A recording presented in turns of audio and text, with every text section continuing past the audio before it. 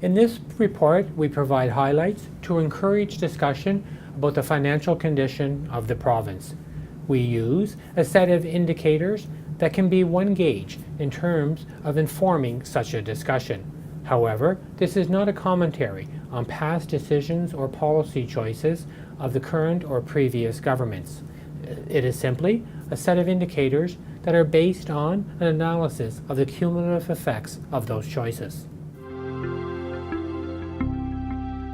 The first indicator I want to share is a look at the net long-term debt, which can be a measure of sustainability of the province's financial condition.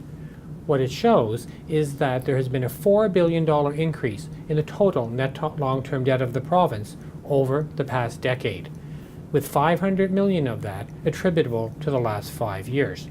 Therefore, the increase in the net long-term debt has indeed slowed. Yet, when we look at it per Nova Scotian, we have seen an increase from $10,000 per person to $14,000 per person during the last decade. The second indicator we look at is the interest that has been paid on the long-term debt, which can impact the flexibility of choices that a government makes. What we see is that in each of the last 10 years, over $700 million has been spent in interest to pay the debt. While that number has gone down slightly in the recent past, the total over the past decade has been over $7 billion. Servicing the debt through interest limits other choices that a province may have in terms of what it does with its resources.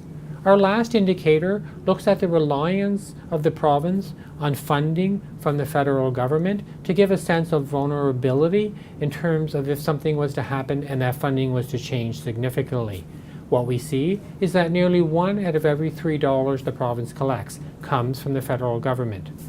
In fact, when we look over the last decade, we see that in each of the years, it averages over 30% of the province's revenues, which means there is some sense of vulnerability if something significant was to change in the amount of funding that comes from the federal government.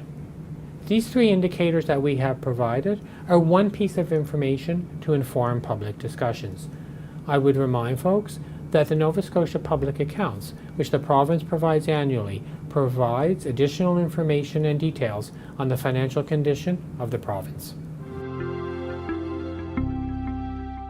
I hope this report will provide one useful tool in discussions around the financial condition of the province and what that means for the future.